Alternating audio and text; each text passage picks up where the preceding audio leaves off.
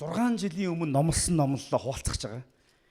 Тэг яагаад 6 жилийн өмнө номлосон номлолоо дахиад хуваалцах байгаа вэ гэхлээр өнөөдөр бас яг энэ сэдв манай чуулганд бидний хувьд бол бас чухал гэж үзсэн учраас өнөөдөр та бүхэнтэй бас хуваалцахаар шийдсэн байгаа. Сая ойрын үед яг энэ хэсгийг бас эзэн маш их сануулж байгаа учраас хуваалцаж байгаа. Сая манай илгээлтийн баг маань Увс аймгийн Даваст Сагил Түргэн гэд 3 суманд очиж илгээлт хийгээд ирсэн байгаа. Манай чуулганы маань эмчнэр болоод бас гаднаас итгэлийн бас зарим нэг агч нар маань хамт явж, эмчнэр маань хамт явж бас итгэж хүмүүст болоод эзэнд итгэлээ өгөхөөр бэлтгэж байгаа. Сүнсэнд бэлтгэж байгаа тэдгээр хүмүүст зориулаад бас эмнэлгийн үйлчлэгээ үзүүлээд ирсэн. За тэгээд манай бас Магдалины багийнхан маань өнгөрсөн нэм гарагтал байгаагүй та бүхэн анзаарсан бах. Цөөхөн хэдэн хүмүүс байсан. Тэд нар маань бас Увс аймгийн Улаангом хотод байгаа сүм чуулганы Магдалины багийнханд бас сургалт хийгээд тэдэртээ бас үйлчлээд ирсэн байгаа. За энэ үеэр бас эзний үгийг дамжуулах боломж бол гарсан. За буян тэвэл болоод мөнхийн ивэл гээд хоёр чуулган маань нэгдэж нэм гарагт эзний өдрийг өнгөрсөн 7 хоногт өнгөрүүлсэн байгаа. За тэгээд тэр үед бас хуваалцсан, эзэн сануулад хуваалцсан тэр үгийг би та бүхэнд хуваалцъя. За үүний өмнө цөмөр хамтдаа зурслээ бэлдээд эзэн рүү хандан залбирцгаая. Тэнгэр газрыг бүтээсэн ертөнцийн хамгийн агуу их хүч чадалтай бурхан минь. Та бол бүхний дээд бөгөөд танаас дээр нэгч зүйл оршидгүй бөгөөд та эхлэл ба төгсгөл альфа ба омега болсон эзэн бурхан билээ. Би таны ариун нэрийн өмнө ирээд өөрсдийнхөө зүрх сэтгэлийг даруухан болгоод хүрэлцэн ирж байна. Одоо та өөрийн ариун сүнсээр дамжуулж бидний зүрхэнд хандаж амьд сургаалаа, амьд үгээ та биднэрт хилээш танаас гуйж байна. Таны үгийг бид сонсох үед их эзэн минь энд сууж байгаа 100 гаруй хүмүүс өөрсдийнх нь зүрх сэтгэлдээ хүн болгоны амьдралд зүрх сэтгэлд нь хэрэгцээтэй тэр онцгой үгийг та хэлж өгөөч танаас гуйж байна. Таны үг бидний амьдралд ирэх үед бидний амьдралыг цэцэглүүлж тэжээнд тэтгэж услан ургуулах болтугай. Энэ цагийг тань даатхан эзэн Есүсийн нэрээр залбирлаа. Амен. Амен. За юуны өмнө дуулал номын 133 дугаар бүлгийг та бүхэнд би уншиж өгье. Бид нар дуугаар нь сайн мэддэг, заримдаа бид нар өргөл өргөхтэй дуулдаг, заримдаа бид нар Магдалины үеэрч дуулдаг тийм ээ. Тэгээ дууных нь үгийн чэжилсэн хүмүүс бол бараг чэжээрээ уншчихна. Яг дууных үгээр бичсэн байгаа. Харагтун ах トゥ ус хамтдаа нэгдмлэр амьдрах нь хичнээн сайхан, хичнээн тааламжтай бай. Энийн толгой дээрх сайн тос сахлаар 10-ны сахлаар доош бууж хувцсных нь захаар урсахтай адил Сионы уулс дээр буудаг Хермоны шүүдэр адил юм а. Учир нь энд эзэн өрөөлөг мөнх амийг тушаасан билээ. Дуулал номын 133 дахь бүлэг. Энэ хэсгээр Бурхан өөрийнхөө зарц болох Давидээр дамжуулаад ах トゥ ус нарын хамтдаа нэгдмэл байдлын талаар маш тодорхойгоор дурдсан байдаг. Гэхдээ бид нар зарим нэг энэ хэсэгт дурдж байгаа зүйлсүүдийн цаад утга санаа нь юу вэ гэдгийг дахиад нэхвэр ойлгох юм бол ямар их гүн гүнзгий зүйлсийг Давид хаанаар дамжуулаад Бурхан биднэрт хэлсэн бэ гэдгийг олж авч чадна. Нэгдүгээр ишлэлээр харж байгаа тэнцээ ах トゥ ус гэж хэлсэн нь өөрөө маш их утга учиртай зүйлийг хэлдэг. Мэдээж хэрэг ах トゥ ус гэдэг бол бид эргэн тойронд байгаа өөрсдийн хамаатан садан төрсөн болоод тэлсэн гэж бид нар ярьдаг тий. Ах トゥ ус нарын талаар бол дурддаг ч гэсэн Библиэлд ах トゥ ус гэдэг хэллэгээр юг хэлдэг вэ? Марк номын 3 дугаар бүлгийн 33-аас 35 дугаар ишлэлдэр Библиэлд ах トゥ усын талаар эзэн Есүс Христ ингэх хэлсэн байдаг. Тэр тэдэнд хариулан хэн миний их, хэн миний дүүнер юм бэ гэд. Өөрийг нь хүрээлэн суугчдыг харж харахтун миний их ба ах トゥ ус энд байна. Бурхны хүслийг биелүүлэгч хэн боловч миний их, ихч, ах トゥ ус минь юм гэж хэлвэ гэж хэлсэн. Есүс Христийг олон хүмүүстэй хамт сургаал цагаа сууж явах үед нь Есүсийн төрсөн ээж нь дүүнер нь хурж ирээд Есүстэй уулзахаар ирсэн байдаг. Ягаад гэвэл Есүс 3 жилийн туршид яаж байгаа? Тухайн үеийн хотоос хотонд, тосоос тосгонд дамжиж аймгаас аймгуудаараа явж өөрийнхөө хаанчлалын сайн мэдээг Есүс Христэд итгэх нь мөнх ам юм а гэдэг тэр сайн мэдээг тарааж явж ирсэн. Тэгээ энэ үед нь ээж нь болоод ах дүүс нь хурж ирээд Иесустэй уулзгаад маш олон хүмүүс шаваанаг байсан учраас ингээд наав нь сууж байгаа хүмүүс хэлсэн байл та ээж дүүнэр чи ирчлээ гэж хэлээд өгөөч гэдэг. Тэгэж ойрхон суужсэн хүмүүс нь Иесус сандаад ээж дүүнэр чи ирлээ гэсэн. Тэр үед Иесус юу ч хэлсэн бэ гэхээр яг энэ үед үнэхээр Христ итгэгчдийн хувьд ах дүүс гэдэг ойлголт нь ямар санааг илэрхийлдэг вэ гэдэг маш гайхалтай сургаалыг нэг хүн өгүүлбэрээр хэлсэн. Тэр нь юу гэсэн хэн миний ээж ах дүүс вэ? Бурхны хүслийг биелүүлэгч бүгд миний ээж ах дүүс юм а гэж. Бид нар олон алдартай хүмүүстэй хамаатан садан болох их дуртай. Алдартай хүмүүстэй яг хамаатан садан биш юм аа гэхэд ер нь бол жоо хамааралтай болох дуртай байдаг. Хин нэгэн алдартай хүн манай цуглаанд ч юм уу эсвэл манай ямар нэгэн бидний оролцож байгаа газарт үйл ажиллагаанд оролцох юм бол бид нар очиж зураг авах гэж оролддог шүү дээ. Одоо үед бол ганц селфи авах болчих тий. Ганц селфи даруулчих бид нар очролдог, овоордог. Тэгээ түүнийгээ бид нар сошиал медиа дээр буюу олон нийтийн сүлжээ, Facebook дээр, Twitter дээр шаарьж тавьдаг байх. За нөгөө юун дээр нь Instagram дээр тий айгүй их тавина тий. Тэгээд яах гэж байгаа вэ гэхээр би энэ хүнийг таньдаг шүү гэдэг байгаа мó эсвэл энэ хүн намайг таньдаг гэдэг байгаа мó ямар ч гэсэн тэр хүний суу алдраар дамжуулаад би нэг жоохон сэтгэлдээ гоё зүйлийг мэдэрмээр байгаа шүү дээ.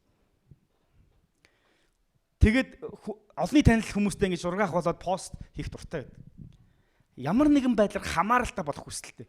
Иесус Христийн хувьд тийм байсан шүү дээ. Иесус Христ бол Бурхны хүү, амьд Бурхны цорын ганц хүү.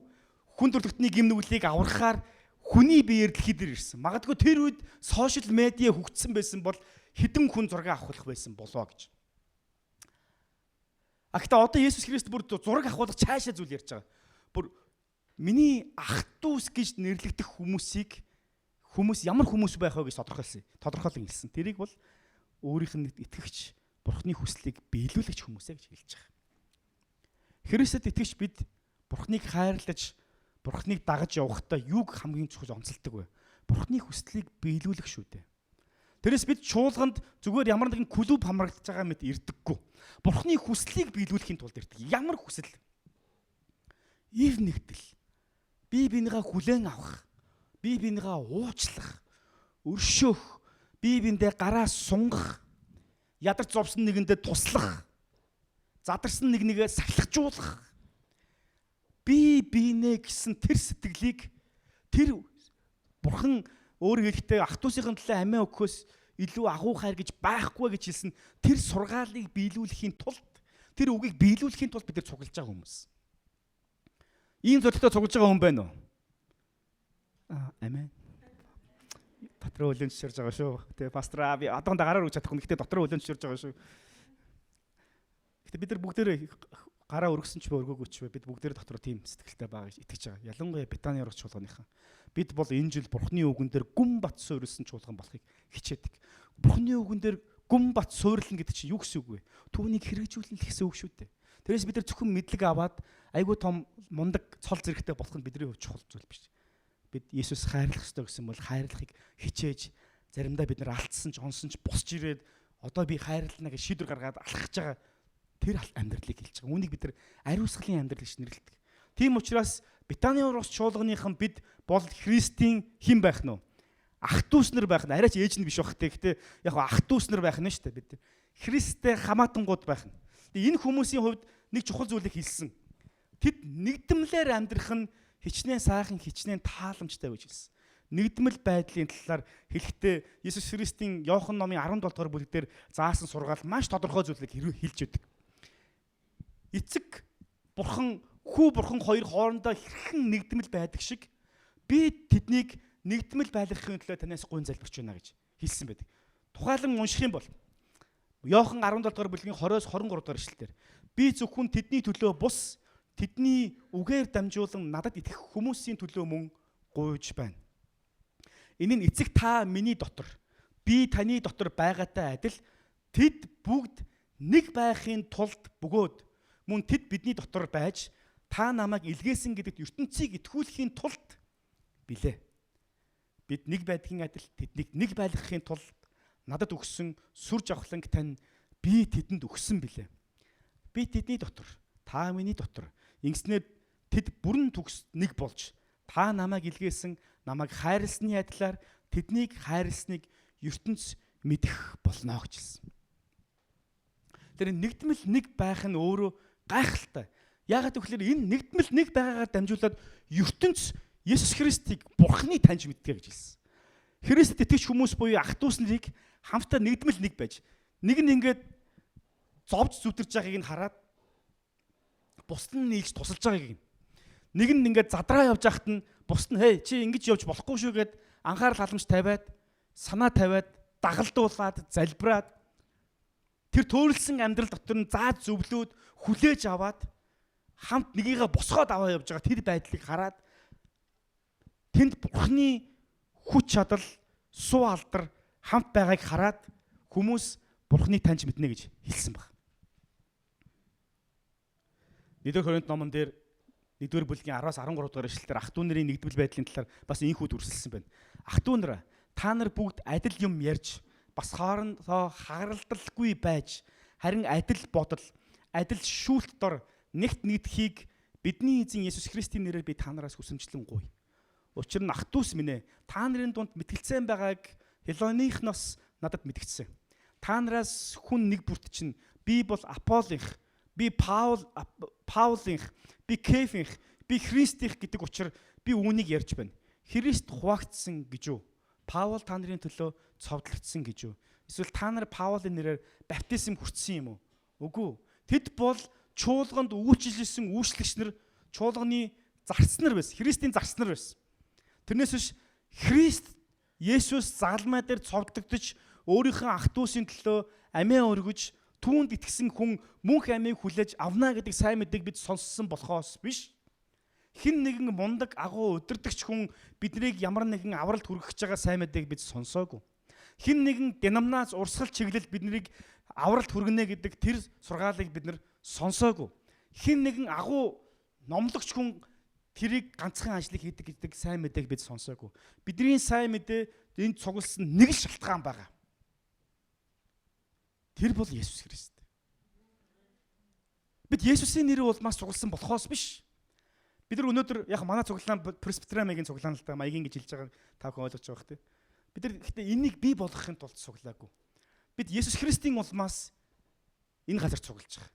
Бид нар Битаний ургац гэдэг цуглааныг байгуулахын тулд энэ газар цуглаагүй. Бид нар Есүс Христийн улмаас энэ газарт энэ нэрэнд ор цуглаж байгаа. Бид нар энэ цуглааныг агуу болгохын тулд цуглаагүй. Бид Есүс Христийн сайн мэдээг түгээхийн тулд цугласан. Бид өнөөдөр Хятад, Орос, Монгол өөр юу гэдгийг өнөөдөр манад Унгарж очин байгаа. Унгар учраас цуглаагүй. Бид нар Есүс Христийн нэрийн улмаас бид нар аль нутагт төрсөн бэ гэдгийг үл хамааран бид нар энэ газарт цугласан. Бидний боловсрал, орлого, бидний амбиц, бидний нийгэм дэслэх байр суурьны улмаас бид нар бас энэ газарт цуглаагүй. Энд хинэн өөрийнхөө сайн гавьяагаараа цугласан бэ? Тийм хүн нэг ч байхгүй. Есүс Христ намайг ийм гим нүгэлтэй байхад уучлсан учраас би үнэхээр Бурханд талархаж байна. Тийм учраас би Бурханыг магтаж, хүндэтгэж, түүнд өргөл өргөж, түүнийг өөрийнхөө магтаал дуу хоолойгоор алдаршуулахын тулд эргээд Бурханаасаа сонсож, өөрийнхөө амьдралаараа Бурханы үг сургаалыг дагахын тулд цуглаж байна гэсэн л хүмүүс байх. Христийн сүм биднийг даруухан болгодог. Ягаад гэвэл энэ биднээс биш учраас. Бидний хэн нэгнээс биш учраас. Тайзан дээр гарч ирээд сайн ярьсан хүний улмаас биш учраас. Харин зөвхөн Есүс Христийн загалмаа дээр хийсэн ажлын улмаас бид цугласан учраас тэр биднийг нэгтгэдэг. Тэр л бидний шалтгаан байх ёстой. Халелуя. Заримдаа бид нар бусдыг хүлээж авахгүй байх түмэн шалтгаан байдаг. Ягаад гэвэл бидний бодож байгаа шиг байхгүй байгаа учраас. Ягаад гэвэл миний явсан замаар явахгүй байгаа учраас. Ягаад гэвэл миний сурсны дагуу тэр хүн үлдэхгүй байгаа учраас. Ахтай бид бусдыг хүлээж авах нэг чухал шалтгаан байгаа. Есүс намайг хүлээж авсан учраас. Бид өөрсдөө нүглийг ил гаргаад ярих юм бол энд нүрээ нуухгүй зогсох хүн байхгүй шүү дээ. Байхгүй. Бүгд л нүгэлтэй. Бүгд л султаар. Бүгд л арчаагүй. Ахтай Есүс биднийг уучлсан учраас бид өнөөдөр энийгээ сууж байгаа шүү дээ. Тийм биз дээ. Яг зөв. Тийм учраас бид бие бинийгаа хүлээж авдаг. Энэ нэгдмэл байдал бол үнэхээр гайхалтай гэж хэлсэн. Үнэхээр гайхалтай. Үүс номын 2 дугаар бүлгийн 43-аас 47 дугаар ишлэлээр анхны чуулган үүсгэн байгуулагдаж байх үед анхны чуулганы итгэгчнэр байгаа зүйлсүүдийг хоорондоо хуваагаад дэлгэж тавиад Тэгээд зовсон нэг нь ядарсан нэг нь тэрнээс хооллоод хоолтой нэг нь хоолоо авчирч хуваалцаад ингэж байгааг нь хүмүүс харангуутлаа үнэхээр эдрийн тунд бурхан байгаа юм байна гэж харж тэр хүмүүс арт түмний болоод бурханы хайр хүндэтгэлийг хүлээж байсан талаар гардаг. Үүнийг нь харсан бурхан тэдний дээр аврагдагчдын тоог өдрөөс өдөрт нэмэгдүүлж байгаа гэж Библиэлд дурссан баг. Христ итгэгчнэрийн хувьд бидний хамгийн чухал нэг ялгарл юу вэ? Бидний онцлог юу вэ? Энэ дунд маш олон төрлийн хүмүүс байгаа. Шинжлэх ухааны доктор хүн байна. Эмч хүн байна. Хуульч хүн байгаа. Багш хүн байна. Компани захирал хүмүүс энэ ч байгаа. Бизнес эрхэлдэг эмэгтэйчүүд, эрчүүд бас байгаа. Тэтгэвртэй гарсан эмээ өвгөнөр маань бас байна. Байгууллага удирдах явж байгаа хүн байна. Удирдлагын доор орж явж байгаа ч хүмүүс бас байна. Дөнгөж сургуулаа төгссөн оюутан залууч дүүнер маань ч байна. Янз бүрийн хүмүүс байгаа. Тэд нар өөрсдийн дүр төрх болох энэ би хинбэ гэдэг нэг хүмүүсийн нүдэнд харагддаг зүйлсийг даваад бурхны өмнө би хинбэ буюу жинхэнэ миний дүр төрх. Тэр жинхэнэ миний дүр төрх буюу бурхны нэгүслийг хүлээн авсан хүүхэд гэдэг тэр дүр төрхөөрөө хамт цуглаж байгааг эн чинь өөрөө Христийн чуулганы сүм чуулганы нэг ондоошил. Бусдаас ялгарх ялгарл нь байдаг. Гайхалтай шүү дээ. Гайхалтай. Шинжлэх ухааны доктор хүн зүгээр нэг сургуулийн оюутан залуутай хамт суугаад бурхан чамд хайртай, надад ч гэсэн хайртай гэдэг ингээд ярилцаа суuna гэдэг энэ гайхамшиг биш гэж юу? Нийгэмдэр бол тийм биш шүү дээ. Зэрэгт суухгүй шүү дээ. Тийм биз? Нэг компани том захирал нэг ажилтан тэг магадгүй бүр ингээд хэрэг ажлын дараалал ярих юм бол магадгүй бүр тэр доор байгаа хүнтэй хамт бараг суухгүй. Энэ нийгэм бол тийм. Гэтэл Христийн сүм яадаг вэ? Бид хамт суудаг. Бид бие биендээ хоолыг авчираа зөөгөөд өгдөг. Зүгээрээ найзаа би чамд хоолой чай аваад чи ихлэд идчих гэж хэлдэг. Энэ христчдийн яг уу онцлог. Ягаад гэвэл тэд авсан боловсрал авсан мэдлэг авсан албан тушаал дээр бус Христэс авсан нэг үсэл дээрээ суйрлаж бие биендээ хүлээж авдаг учраас. Ийм зүйлийг хараад бурхан юу гэсэн бэ? Сайхан гэж хэлсэн ба. Хичнээн сайхан, хичнээн тааламжтай гэж. Энэ сайхан болон тааламжтай гэдэг хоёр чухал ойлголт өөрөө их сонирхолтой. Сайхан зүйл болгон тааламжтай байдаггүй. Бас тааламжтай зүйл болгон сайхан байдаггүй. Гэтэл сайхан болоод тааламжтай хоёр зэрэг оршин гэдэг нь өөрөө маш гайхалтай зүйл. Эхлэл номын 1-р бүлгийн 31-р ишлэлээр өөрийнхөө бүтээсэн бүтээлийг бурхан анх хараад ямар сайхан, нэн сайхан байна гэж хэлсэн шүү дээ. Бид Христэд итгэж хүмүүс яагаад чуулганд явж байгааг бол анх бурхан өөрийнхөө хүн төрдөгтөн дүр төрхөөрөө бий болгоод нэн сайхан байна гэж хэлсэн тэр л цогц бүтээл өнөөдөр гин нүгдээс болоод доройтсон унсан байгаа зүйлийг буцаагаад бурханы өмнө нэн сайхан байна гэдэг энэ анхны хэм маягт нь оруулахын тулд бид бурханы өмнө дуудагдсан хүмүүс. Бурханаас өгсөн үүрэг хариуцлага. Эхлэл номын 1-р бүлэг дээр өгсөн тэр үүрэг хариуцлага. Харин Эхлэл номын 3-р бүлэг дээр алдсан бидний эрх мэдэл, бидний хариуцлагагүй байдлыг Есүс Христээр дамжуулаад түүнд итгэлээр дамжуулж бид нар буцан сэргээж Христийн дотор нэн сайхан байх тэр дүрхийг бий болгох гэж байгаа. Үүний төлөө бид зорж явж байгаа. Энийг бид нар Тэнгэрийн уус очсны дараа биш өнөөдөр ч гэсэн бий болгож байгаа. Тэнгэрийн уус аль хэдийнэ та нарын дэргэд байна гэж Есүс Христ хэлсэн шүү дээ. Тэр нь юугаар илэрдэг юм? Ах トゥ ус бид бие бинийгаа хүлээж авснаар илэрч идэг. Бид бие бинийгаа хайрласнараа илэрч идэг. Бид Христийн сайн мэдээгээр бие биендээ хуваалцаж нэгүслийг хуваалцснаар энэ нь илэрч идэг.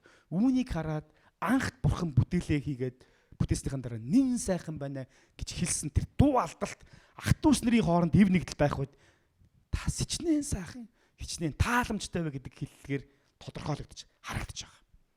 Өнөөдөр манай чуулганыг бурхан таны эсийн бүлгийг бурхан танаа хоорын хэсгийг, магтаалын хэсгийг, угтагч нарын багийг, хүүхдийн цуглааныхныг, өсвөрийн цуглааныхныг таны хамрагдж байгаа тэр бүх хэсгүүдийг бурхан хараад хичнээн сайхан, хичнээн тааламжтай вэ гэж дуу алдах үз тэр нөхөрлөл, тэр ах トゥ усыг харилцаа таны бүлэгт байгаа юу?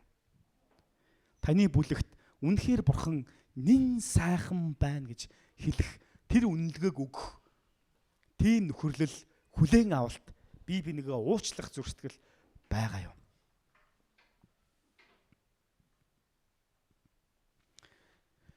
Тэгээд энэ гайхалтай нөхөрлөл ив нэгдлийг эзэн Есүс бурхан Давидэд дамжуулаад юу шилсэн бэ гэхээр энэ ив нэгдэл гэдэг бол 2 дугаар ишлээс харах юм бол сахал дээгүүр нь Аароны сахлаар доош урсах хувцсныхын захаар доош урсаж буй толгой дээрх үн цэнтэй тостоо адил юм а гэж зөвлөсөн байдаг.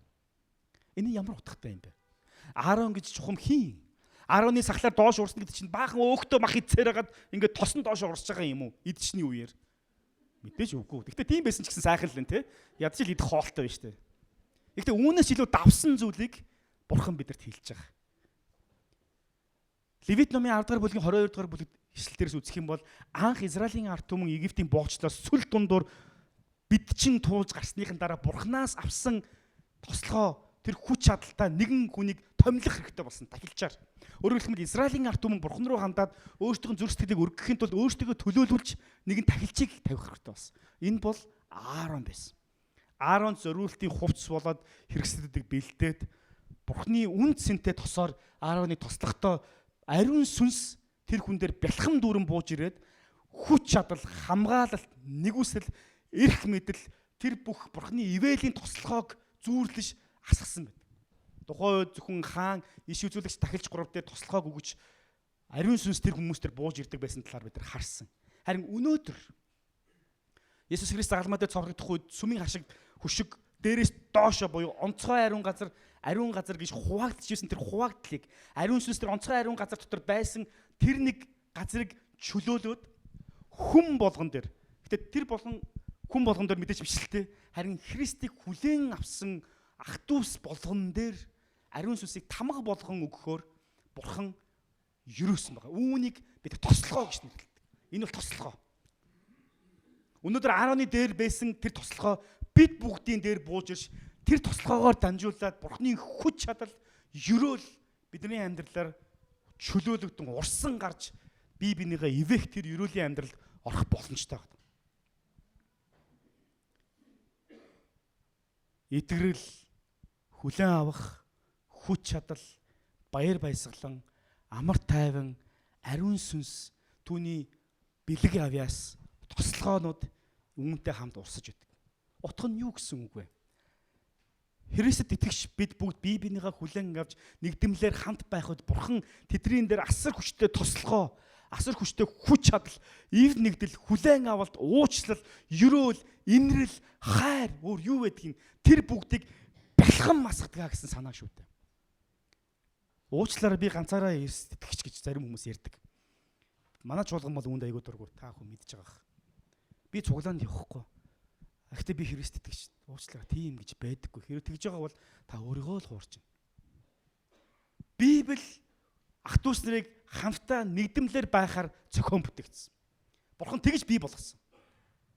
Тэрнээс нэг юм гомбын гоцон толгой царайлаад ганцаараа энэ суглаа надад таалагдахгүй, тэр суглаа надад таалагдахгүй, энд надад таалагдах суглаан байхгүй, энд надад таалагдах өдөртөгч байхгүй, энд надад таалагдах хөтөлбөр байхгүй, энд надад таалагдах ерөөл байхгүй байна. Тийм учраас би ганцаараа ингээд одоо бясалгал үлдээ сууж байгаа нэг агуу сууж байгаа хүн шиг те би ганцаараа Христ итгэж би даасан Христ итгэж гэж өөрийгөө бодож явж байгаа бол та их л андуурч явж байна да гэж онлайнаар хаяа харж байгаа хүмүүстээ хэлчихье да гэл. Энд ирсэн хүмүүс бол одоо яах вэ те бас цуглаандаа ирсэн хүмүүс. Нэг хаяа нэг цуглаануудын лайвыг үзэж явж байгаа харцсан хүмүүс байдаг шүү дээ. Яг энэ хэсгийг олоод харчаасаа. За би танд хэлмээр та чуулганд нэгд. Ах дүүс нар хамтдаа байх нь бурхан тэнд ерөөлийг тавьсан гэж хэлсэн. Бурхан үүнийг таалдаг гэж. Тэрнээс ганцаараа тэгж явахыг таалаагүй. Бурхан анханаас л өөрөө гурвал дотор оршдог. Эцэг, хүү, ариун сүнс гэсэн нэгдэл дотор оршиж ирсэн. Бурхан өөрөө хүнийг бий болгохдоо ганцаараа байх нь сайн биш юм а гэд түүнд хань ижлийг бий болгож гэр бүл гэдэг ойлголтыг бий болгосон байдаг. Бурхан нэг гэр бүлийг сүүлдээ нэг үндэстэн болгож овг аймаг болгоод улс үндэстнүүдийг бий болгосон. Бурхан өөрөө ингэж хамтрал дунд бурхан өөрийнхөө ажлыг хийдэг тийм гайхалтай бурхан. За яг бүр нэг арга буюу уулын мухад ганцаараа байгаа хүнийг одоо яалтай байлаа те. Тэгсэн ч гэсэн эзэн ажиллаа хийнэ. Тэр хүн дээр бол бурхан ажиллаа хийн. Тэрнээс ч нөгөө зөв сонголтоороо ингэж ганцаараа байж байгаа олон хүмүүсийн дунд ганцаараа байж байгаа хүмүүс бол би танд хэлмээр байна. Эзний чуулгантай нэгдээрэй гэж хэлмээр байна.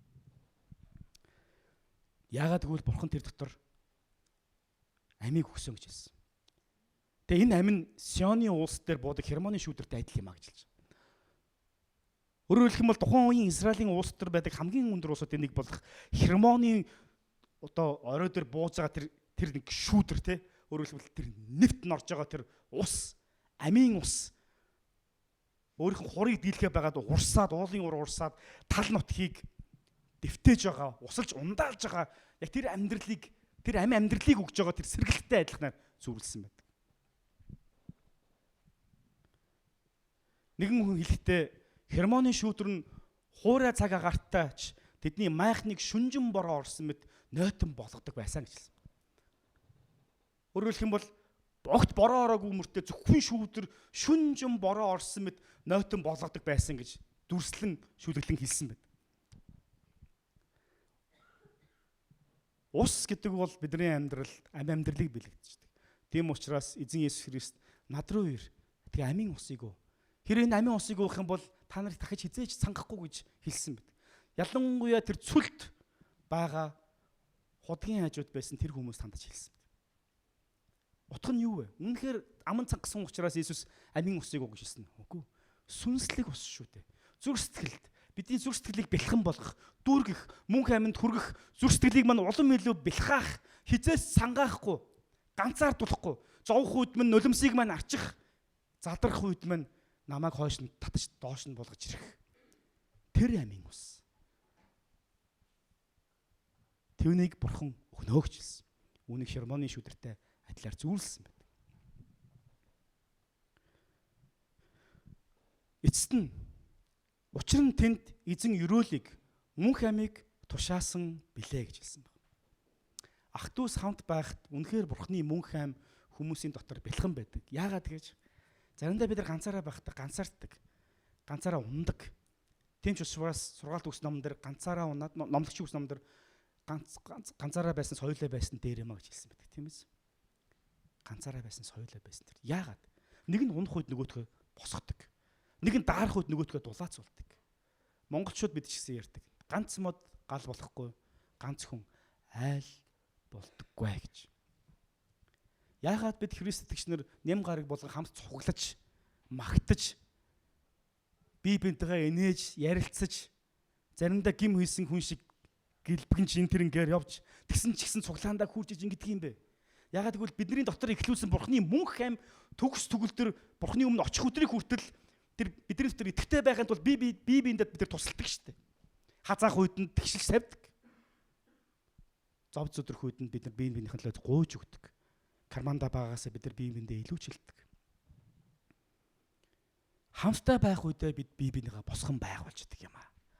Бие биенийхэн төлөө зуушлан гуйж өгдөг юм аа. Үүнийгээ бид орхих юм бол энэ бол зүгээр нэг клуб. Сонирхчдын клуб бол. Есүс Христийг сонирхчдын клуб гэж нэрлэгдмээргүй л байгаад байна тий бид.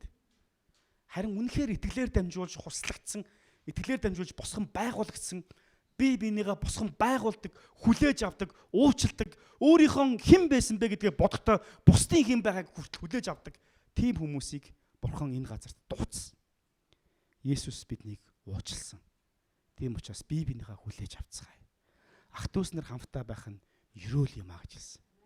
Халелуя. Хамтдаа хийсний өмнө нэрэн залбирцгаая. Эзний өмнө нэрээ цөмөрөө өөртөөхөө зүрх сэтгэлийг нээцгээе. Эзэн минь.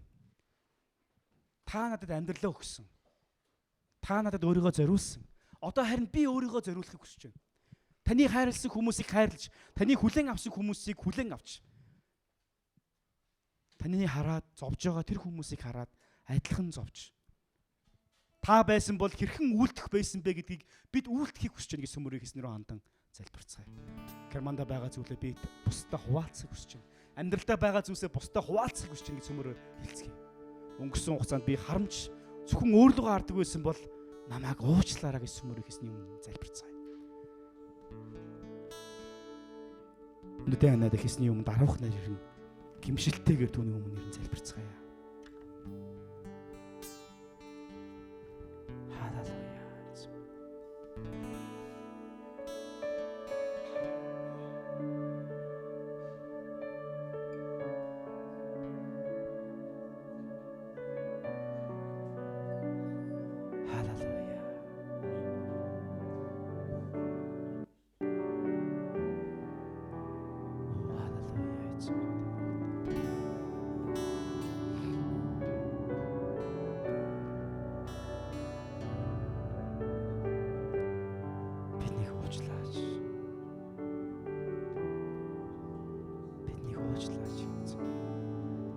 ядуу зүрх сэтгэлтэй би бинийгээ хүлээн авдаггүй байсан. Зүрх сэтгэлийн мантай зөөлөвч нээлттэй байлгаж өгөөч.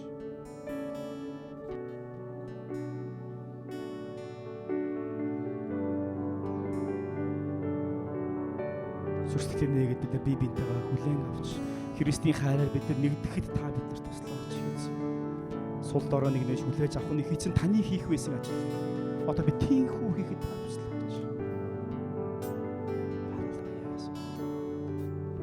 Хамтдаа хийсийг зөвмөрөө магтцгаая. Суудлаасаа босоод Христний өмнө хүндэтгэлтэйгээр түнд магтаалыг өргөж